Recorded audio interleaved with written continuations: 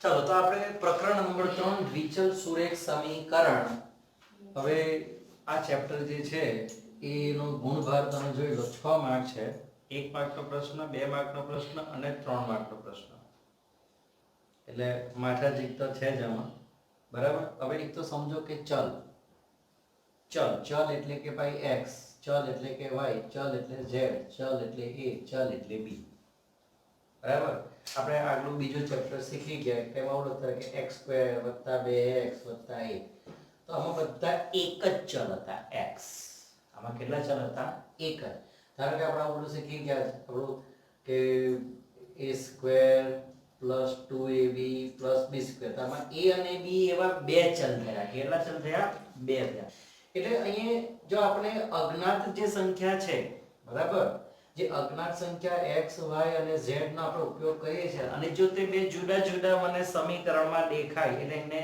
દ્વિચલ એવું કહેવાય કેવું કહેવાય દ્વિચલ એટલે કે બે ચલ હવે અહીંયા આગળ આપણે વધીએ સુરેખ સુરેખનો મતલબ સીધી રેખા અને સીધી રેખા ક્યારે બને જ્યારે આ ઉપરના ચાંદલા કાઢી નાખીએ ત્યારે એનો મતલબ કે બધાની ઘાત એક જ હોવી જોઈએ બધાની ઘાત કેવી હોવી જોઈએ એક જ હોવી જોઈએ તો હવે હું એક આપણું જે વ્યાપક દ્વિચલ સુરેખ સમીકરણ છે એનું વ્યાપક સ્વરૂપ લખું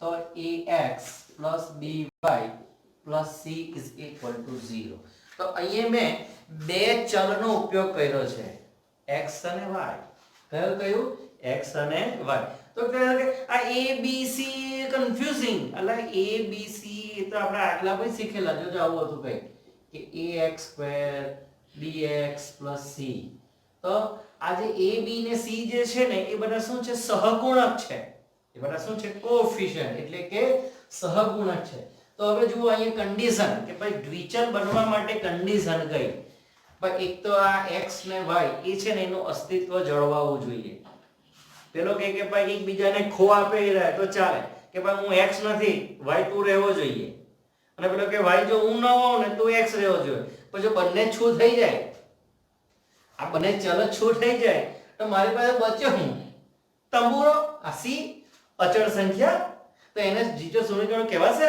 ના કહેવાય ને એટલે કે બંને હોવા જોઈએ કાં તો કોઈ એક હોવો જોઈએ પણ બંને ના હોય ના ચાલે એટલે બાજુમાં તમને આવું લખ્યું હશે કે જ્યાં a b a belongs to r belongs એટલે કે ભાઈ એ રિયલ નંબર છે વાસ્તવિક સંખ્યા ગણના સભ્ય છે અને પ્લસ આવું પણ લખેલું હશે કે a² + b² is not equal to 0 આનો મતલબ શું a² + b² is not equal to 0 તો ગણિતમાં એવી કોઈ રકમ બતાવો મને કે જેનો સ્ક્વેર કરે તો 0 થાય આવું કોઈ મને બતાવો આનો મતલબ શું a ની જગ્યાએ એવી કઈ કિંમત મૂકું b ની જગ્યાએ એવી કઈ કિંમત મૂકો કે એને સ્ક્વેર કરે એનો સરવાળો કરે તો 0 આવે ચાલો આપણે ચેક કરી ધારો કે -1 નો સ્ક્વેર અને 1 નો સ્ક્વેર મેં a બરાબર -1 લીધા b બરાબર +1 લીધા એટલે 1 + 1 0 નહીં થાય બરાબર ચાલો ધારો કે હું એકને -1 રાખું અને એકને 0 રાખું 0 તો બી 1 + 1 + 0 થાય એટલે કે 1 એ 0 નથી તો હવે એક જ કન્ડિશન બચી કે આવું ક્યારે લખાય કે જ્યારે a બરાબર 0 અને b બરાબર 0 હોય એટલે 0 નો સ્ક્વેર + 0 નો સ્ક્વેર બરાબર 0 થાય એ સિવાય કશું થાય નહીં એટલે આનો મતલબ શું કે ab is not equal to 0 નો મતલબ a અને b એકી સાથે શૂન્ય નથી એક 0 હોઈ શકે બીજો 0 હોઈ શકે પણ બંને એકી સાથે બંને 0 જો થઈ જાય ને તો આ c બરાબર 0 એટલે આ દ્વિચલ સુરેખ સમીકરણ બનશે નહીં એટલે આ વ્યાપક સ્વરૂપ થઈ ગયું બરાબર છે હું ધારો કે કેટલાક ઉદાહરણ તરીકે લખું કેટલાક સમીકરણો લખું કે x + y = 3 બીજું કંઈક લખું કે ભાઈ x = 5 આવું જ લખું કે ભાઈ 2x - 3 = y હું હજુ એક લખું કે x = 5/2 - 3y તો આ બધા જુદા જુદા જુદા સમીકરણો છે, બરાબર. તો આને ધારો કે મારે આ તમારો x વાળું પદ થયું, આ y વાળું થયું, આનું જેને પ્રમાણિત સ્વરૂપમાં ફેરવવું હોય, આ સ્વરૂપમાં ફેરવવું હોય તો પહેલો x લખવો પડે, પછી y લખવો પડે, પછી માઈનસ એ લખવું પડે, ત્યાર પછી 0 લખાય. ચાલે એવી રીતે જો આને મને લખવું હોય તો પહેલા x લખાય 0y - 5 = 0. અહીં કારણ કે y પદ જ નથી. ધારો કે આને મારે લખવું છે તો શું થશે કે 2x - y + 3 = 0. બરાબર છે. આને લખવું હોય તો કે ભાઈ x + 3y - 5/2 = 0. તો આ બધા એનું શું થઈ ગયું વ્યાપક સ્વરૂપ કે પહેલો x પછી y પછી અચળ પદ બરાબર અને 0. સમજ પડી ગઈ તમને? ધારો કે એવું લખો હજુ સમીકરણ કે પાંચમું કે 2x = 3y. તો આનું આપણે વ્યાપક સ્વરૂપ લખો એટલે શું થશે 2x લખાશે ઓછા 3y લખાશે પછી અચળ પદ નથી એટલે 0 = 0. એટલે ધ્યાન રાખો કોઈ વખત ખાલી જગ્યા આવી પૂછાઈ જાય તો તમને આવડવી જરૂરી છે. એટલે પહેલું x વાળું પદ આવે પછી y વાળું પદ આવે પછી અચળ પદ આવે. હવે ઘણા કહેતા હશે કે જો આનો આ જવાબ પણ ચાલે કે -x - y + 3 = 0 આ પણ ચાલે. કેમ કે હું જો પેલી બાજુ લઈ જાઉં તો બધાને એટલે કે આનો જવાબ આવો બી લખાય x + 5 = 0. બરાબર. એટલે આવી રીતે તમે લખી શકો છો. આમ લઈ જાઓ કે તેમ લઈ જાઓ કોઈ ફરક પડતો નથી. નિશાની બદલાશે ત્યારે કે આની નિશાની બદલાય પણ સમીકરણનો અર્થ એનો એ જ રહેશે. આ બંને એક જ છે. તમે જુઓ અહીંયા ઓછાના વત્તા થઈ ગયા, વત્તાના ઓછા થઈ ગયા, બીજો કોઈ ચેન્જ કર્યો નથી. કેમ કે 0 ની આમ લાવો કે પેન લાવો, જેને જે બાજુ ઈચ્છા જઈ લઈ જાવ તે લઈ જવાય. બરાબર છે. આ થઈ ગયું તમારું દ્વિચલ સુરેખ સમીકરણ. કેમ સુરેખ છે? બધાની ઘાત કેટલી છે? 1 આવશે. ઘાત 1 આવે. અને આપણે આગળ શીખી ગયા કે જ્યારે બી x² આવે તો તરત સ્વામિનારાયણના ચાંદલાનો ગ્રાફ બની જાય. જ્યારે આ બધાના ગ્રાફ કેવા હશે? સીધી રેખામાં જશે. હવે સીધી રેખામાં બધાના ગ્રાફ જાય એટલે લખ્યું છે કે સુરેખ. સુરેખ યુગ્મ કેમ છે કે ભાઈ એક ચલ છે ને, એક ચલ x છે બીજું ચલ y છે એટલે એને યુગ્મ કીધું છે. બરાબર. એટલે બે સમીકરણો ભેગા થશે એટલે યુગ્મ નામ આપ્યું છે. એનો આપણે ઉકેલ મેળવવાનો છે. ચાલો તો જઈએ આગળ આપણે.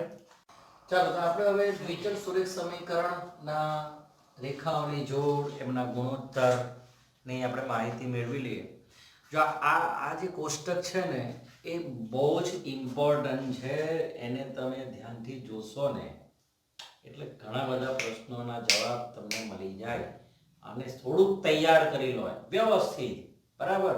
આજે લઈને બેસો અને આના રિલેટેડ જેટલા બી પ્રશ્નો છે અંદર એ જુઓ તો આમ ફાટ ફાટ ફાટ જવાબ આવી જશે.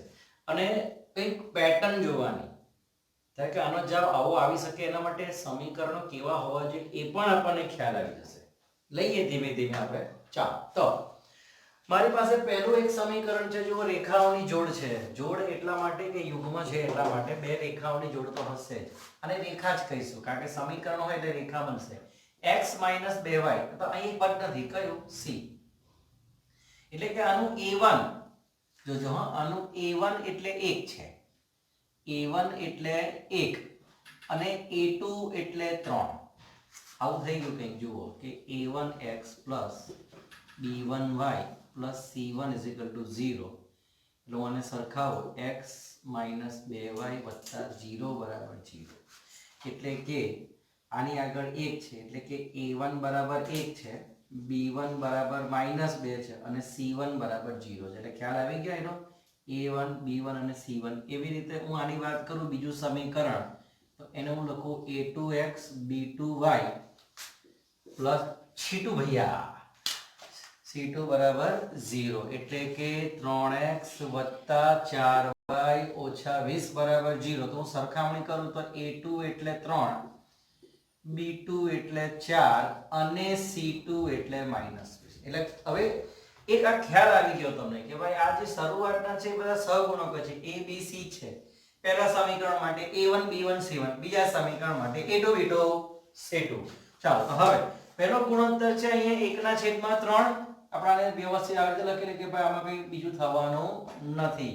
ચાલો જો હવે અહીંયા બીજો ગુણોત્તર b1 અને b2 જુઓ 2 અને 4 આમાં કઈ ઉડે છે એટલે હું લખું આવી રીતે જુઓ 2/4 એટલે જો આનું ઉડાડીએ તો શું જવાબ આવશે -1/2 ખબર પડી ગઈ તમને આ -1/2 ચાલો હવે c1 અને c2 જુઓ c1 0 છે c2 -20 છે એટલે કે 0/-20 0 આગે સગલે 0 તો હવે હું આ બધા ગુણોત્તરની સરખામણી કરું શું બધા સરખા છે and they are all equal no they are not all equal so I can write this a1 upon a2 is not equal to b1 upon b2 is not equal to c1 upon c2 આવું જ્યારે બી હશે ને તો જવાબ મળશે હા આવું હશે ને તો જવાબ મળશે પહેલું ધ્યાનમાં રાખજો કે જ્યારે આવું ગુણોત્તર સરખો ન હોય ને તો તમારો જવાબ આવશે બાકી કઈ આવવાના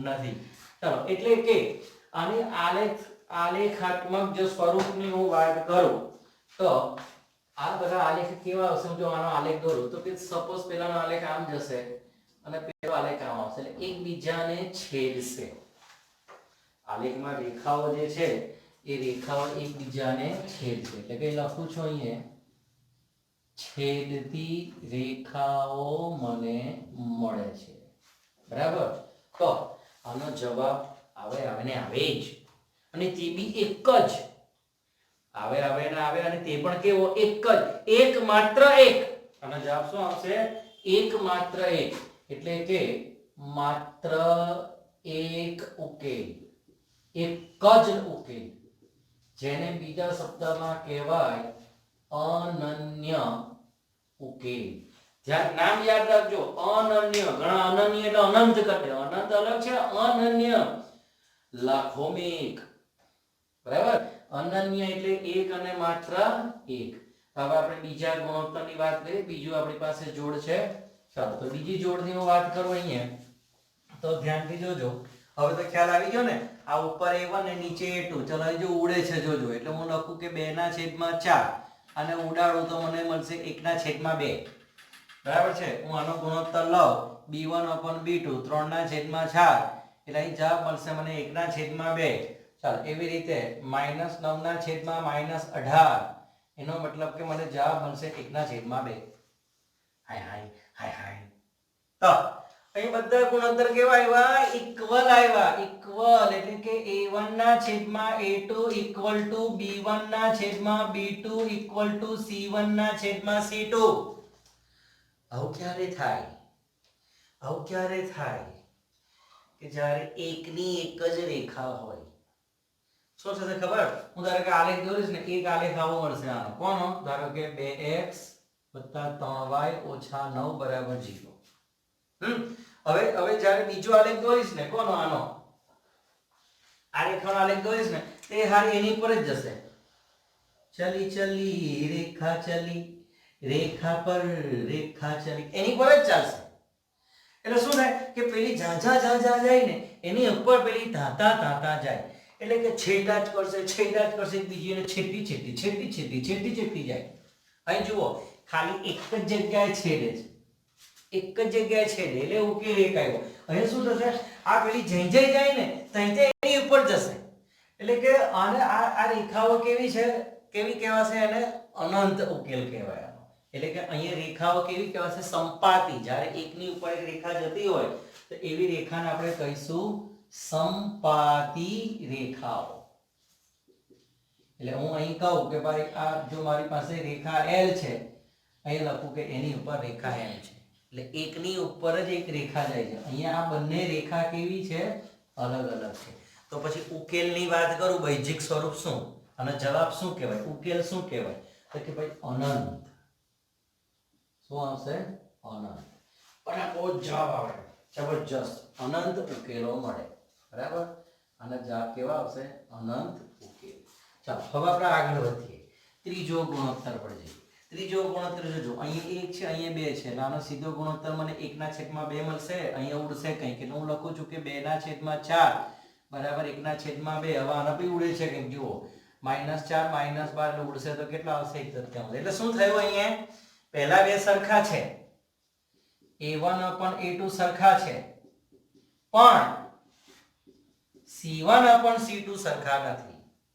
C1 upon C2 જે છે એ સરખા નથી. હવે હું આનો ધારો કે આલેખ દોરું છું ને તો કેવું થશે ખબર? ધારો કે આ એક રેખા આમ જશે, એ નીચે આ રેખા બીજી જશે, રેલવેના પાટા. શું બનશે? રેલવેના પાટા. એટલે આ રેખાઓ જે છે કેવી આવશે? સમાંતર. રેખાઓ કેવી આવશે? સમાંતર. ધારો કે હું દોરું અહીંયા તો આ L અને આ બીજી રેખા કેવી બનશે? M. આ રેખા આમાં કેવી બનશે? મને સમાંતર. હવે તમે જ કહી દો યાર, સમાંતર રેખા છેદશે? હે? આ સમાંતર રેખા છેદશે એકબીજીને? નહીં છેદે. નહીં છેદે તો જવાબ આપણને ક્યારે મળે? જ્યારે છેદે તો. પણ નહીં છેદે તો ઉકેલ શક્ય નથી. Not possible. આનો ઉકેલ જે છે એ શક્ય નથી. એટલે લખીશું અહીંયા ઉકેલ શક્ય નથી. તો મને બે જગ્યા ઉકેલ મળ્યા. એક ઉકેલ ઘણા બધા અને ઉકેલ શક્ય નથી. જ્યારે ઉકેલ શક્ય બને તો એવા સમીકરણને, હજુ એક હું નામ આપું કે એવા સમીકરણને આપણે શું કહીશું? તો કે ભાઈ સુસંગત. એવા સમીકરણો કહું છું સુસંગત. અહીં બધા બહુ મળ્યા એટલે વાંધો નહીં ભાઈ, ચાલો સુસંગત. તો આ લખાશે સુસંગત નથી. સુસંગત નથી. બરાબર છે? ચાલો હવે પ્રશ્ન પર જઈએ આપણે. પ્રશ્ન નંબર 2 તમારો છે. તમે જુઓ તમારી ચોપડી ખોલીને, સ્વાધ્યાય 3.2. હું 3.1 ની વાત જ નહીં કરું. તો એવું કહે છે કે આ સમીકરણ યુગ્મથી બનતી રેખાઓ સમાંતર છે, સંપાતી છે, એ નક્કી કરો. સમાંતર છે અને સંપાતી છે. જો સંપાતી છે કે સમાંતર છે એ નક્કી કરો. જે છેદતી રેખાઓ જે છે એ બી સંપાતી કહેવાય? ના, એ ના કહેવાય. એટલે સમાંતર છે કે સંપાતી આપણે નક્કી કરવાની છે. બરાબર છે? ચાલો અહીં જોજો. પહેલો મારું છે અહીંયા A1 કેટલા? A1 કેટલા? 5. A2 કેટલા? 7. B1 કેટલા? -4. B2 કેટલા? 6. C1 કેટલા? 8. C2 કેટલા? -9. હું હવે આનો ગુણોત્તર લઉં A1 upon A2 શું મળશે મને? 5/7. ચાલો હું B1 upon B2 નો ગુણોત્તર લઉં -4/6 એટલે શું મળશે જવાબ મને? 2/3. ચાલો હું C1 upon C2 લઉં તો જવાબ કેટલો આવશે? -8/9. હવે તમે ચેક કરો, જુઓ આ બધા સરખા છે. હાય સરખા છે એટલે હું શું લખું? A1 upon A2 is not equal to B1 upon B2 is not equal to C1 upon C2. એનો મતલબ કે જો મને પ્રશ્ન પૂછે કે સંપાતી છે કે સમાંતર છે, કશું નથી. એનો મતલબ કે આ બધી એક જ બિંદુમાં છેદે છે. રેખાઓ કેવી છે? સમાંતર નથી. એ આપણો જવાબ આવ્યો ને. અહીંયા જુઓ ભાઈ સાહેબ, આ જુઓ માત્ર એક જ જગ્યાએ છેદે છે, એ જવાબ આપણો આવ્યો. બરાબર છે? ખબર પડી તમને? હવે આ કઈ રીતે ગણવાનું છે તે ગુણોત્તર પછી નક્કી થઈ જાય. ઓકે, ચાલો આપણે બીજું લઈએ. અહીંયા બીજું લઈએ, જોજો બીજું લઈએ, જોજો. હા, તો A1 એટલે 9, A2 એટલે 18. હું આનો ગુણોત્તર લઉં A1 upon A2 9/18 એટલે 1/2.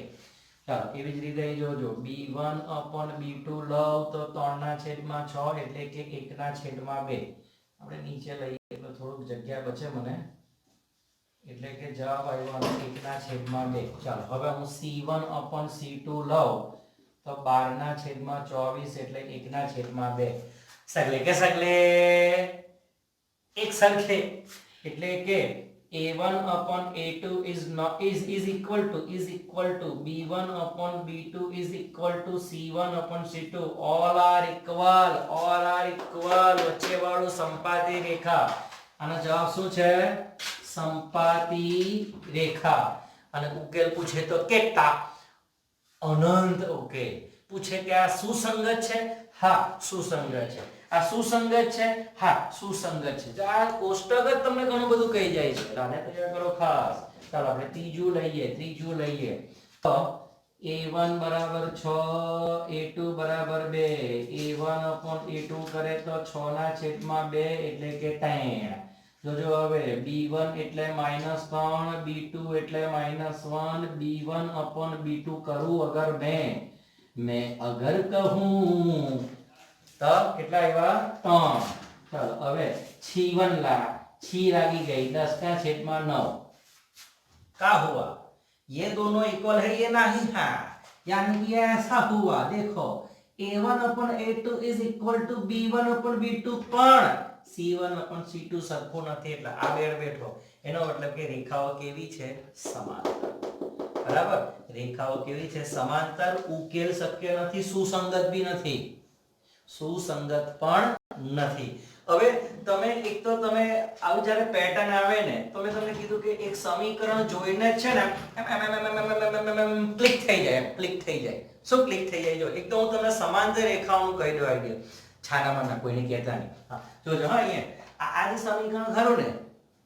એનું ડબલ કરો ડાયરો બની જાય જુઓ ડબલ કરો 2 2 4 અલા ની બન્યો અહીંયા અચ્છા આવ્યો આમાં હું આ ભૂલી ગયો જો અનંત ઉકેલ આવે ને એમાં ડબલ કરે એટલે આ સમીકરણ બની જાય ડબલ એટલે જ્યારે બી કોઈ બી અનંત ઉકેલ હશે ને એવું નહીં કે ડબલ જ કરવાનું કઈ બી કોમન નીકળે એટલે આપણને પાછું ઓરિજિનલ સમીકરણ બની જાય જો આધાર કે આમાંથી હું 2 કોમન કાઢ લઉં તો શું થઈ જશે 2x 3y - 9 એટલે કે આ બંને એક જ સમીકરણ છે એટલે એવું થાય જો અહીંયા બી આ બધા સરખા હતા ને તો જો અહીંયા 9 2 18 3 2 6 12 24 એટલે જેટલા બી આ છે ને કયા સમીકરણો અનંત ઉકેલ એમાં સમીકરણના ગુણાકારના સ્વરૂપમાં જ હશે એટલે જોઈને જ ખબર પડી જાય અલા ચાલ ભાઈ તારો ઉકેલ તો અનંત છે અને આની અંદર ખાલી આ પહેલા બે જ એવું થશે આ a1 અને a2 અને b1 b2 ના જ ગુણાંક તમને સરખા થશે જોવા નિદાન કઈ ચોકડી કરવાની એમ કે નામ કે ચોકડી કરવાની 4 ને 4 સરખી થશે જો આ ચોકડી અને આ ચોકડી તમારી સરખી થશે 4 1 4 અને 2 2 4 આમાં બી સરખી થશે 6 2 અને 4 તાલીબા આમાં બધી જ ચોકડી સરખી થશે આમાં બધી જ ચોકડીઓ છે 18 તાલી 54 તો 9 6 54 9 ચોકુ 36 આમાં બધી જ્યારે આમાં ખાલી પહેલી બે ચોકડી તમારી સરખી થાય એટલે જો અહીંયા જોજો અહીંયા આ પેલો આપણો પહેલો ને તો આ ચોકડી કરું તો કેટલા આવશે -6 આ ચોકડી કરું તો -6 એટલે બંને સરખા આવે જ્યારે બીજી કોઈ ચોકડી સરખી થશે નહીં એટલે આમ સમીકરણ જોઈને જ કહી દેવાય કે ભાઈ કયો ઉકેલ છે બરાબર છે ચાલો આગળ એક દાખલા પર જઈએ ચાલો તો હવે જો પ્રશ્ન નંબર 3 એક જ પ્રશ્ન પૂછ્યો છે અંદર સુસંગત કે સુસંગત નથી બરાબર સુસંગત કે સુસંગત નથી આપણે પહેલા બે સુસંગત છે અને નીચેનું સુસંગત નથી કેમ કે સમાંતર રેખા મળે એટલે બરાબર છે ચાલો હું જોજો આને એક તો હું આ બરાબર છે તો મારે આને જો વ્યાપક સ્વરૂપમાં ફેરવવું હોય ને તો માઈનસ આ 5 ને આમ લઈ જવું પડે 5 ને આમ લઈ જાવ તો શું થઈ જશે -5 બરાબર 0 અને આ થઈ જશે -7 બરાબર 0 તો આ વ્યાપક સ્વરૂપમાં ફેરવાઈ ગયા ચાલો a1 એટલે 3 a2 એટલે 2 a1 upon a2 એટલે 3 ના છેદમાં 2 b1 એટલે 2 b2 એટલે -3 b1 upon b2 એટલે -2 ના છેદમાં 3 c1 એટલે -5 c2 એટલે -7 c1 upon c2 એટલે 5 ના છેદમાં 7 તો અહીંયા તમે દેખો સગલે કે સગલે ઇક્વલ નહીં હે એટલે કે a1 upon a2 is not equal to b1 upon b2 is not equal to c1 upon c2 એટલે સુસંગત એક જ ઉકેલ એકબીજાને છેદશે એક જ બિંદુમાં હું ત્રણ જવાબ બોલી ગયો પૂછ્યો છે એક જ હવે ચાલો બીજો દાખલા પર જઈએ જોજો આનું પ્રમાણિત સ્વરૂપમાં ફેરવો વ્યાપક સ્વરૂપ એટલે આને જો આમ ફેરવી કર તો -8 બરાબર 0 -9 બરાબર 0 તમે આવું નહીં કરતા હા નોટમાં મેં સુધારણા કર્યા નવે જ લખવું પડે ચાલ તો a1 એટલે 2 a2 એટલે 4 b1 એટલે -3 b2 એટલે -6 c1 એટલે -8 c2 એટલે -9 તો a1 upon a2 2 ના છેદમાં 4 શું મળશે 1 ના છેદમાં 2 ચાલો b1 upon b2 -3 -6 એટલે કે 1 ના છેદમાં 2 અને c1 upon c2 મને મળશે 8 ના છેદમાં 9 કારણ કે માઈનસ માઈનસ ઉડી ગયા તો હવે અહીંયા જોજો રિઝલ્ટ શું મળ્યું મને a1 upon a2 is equal to b1 upon b2 is not equal to c1 upon c2। ऐसा जब भी आवे लास्ट वाला आवे सुसंगत નથી, સુસંગત નથી। અને સુસંગત નથી ને તો જોવાનું આ જે પહેલી ચોકડી છે ને એ સરખી થઈ જાય 6 દુ -12 4 તાલી -12 ઇક્વલ થઈ ગયા એટલે સુસંગત નથી, બાકી કોઈ ચોકડી ઇક્વલ નહીં થાય। સમજી લીધો? ચાલો આગળ ચાલ્યા જોજો ભાઈ। ઓરે બાબા પૂર્ણાંક આયા તો કઈ નહીં ચાલશે। ચાલો આને ગોઠવી દેજો જો -7 બરાબર 0 -14 બરાબર 0। તમારે નવેસરથી સમીકરણ લખવાના, મારે જેવું ડાયરેક્ટ સેટિંગ નહીં કરતા હા। ચાલો તો a1 એટલે 3/2 a2 એટલે 9 b1 એટલે 5/3 b2 એટલે -10 c1 એટલે -8 c2 એટલે -4। ચાલો ગુણોત્તર લઈએ a1 upon a2 એટલે કે 3/2 બે ઘડી નીચે આવશે એરી 3/2 ગુણ્યા 9 3 તાલી 9 એટલે 1/6 જ આવે। તમે શાંતિથી કરજો હા। ચાલો આગળ આપણે બીજું લઈએ તો b1 upon b2 એટલે કે 5/10 જોજો શું થશે આનું 5 પેલી તગડી નીચે આવશે -10 5 દુ 10 એટલે -1/6 આવ્યું। આ માઈનસ આવ્યું અને આ પ્લસ આવ્યું એટલે બંને સરખા નથી। ચાલો હવે c1 upon c2 કરીએ -7 -14 એટલે કે 1/2। તો આનું ફાઇનલ રિઝલ્ટ શું મળ્યું? a1 upon a2 is not equal to b1 upon b2 is not equal to c1 upon c2 માટે પહેલો જવાબ આવે એટલે કે સુસંગત છે। એક જ બિંદુમાં છેદે છેદતી રેખા આલેખ આવો આવશે। તમને ખબર પડી ગઈ? આવા ઘણા બધા દાખલા છે, આવા તમારે ચોપડીમાંથી કરવાના છે, હું તમને હોમવર્કમાં મોકલાવું છું। આવજો ત્યાં।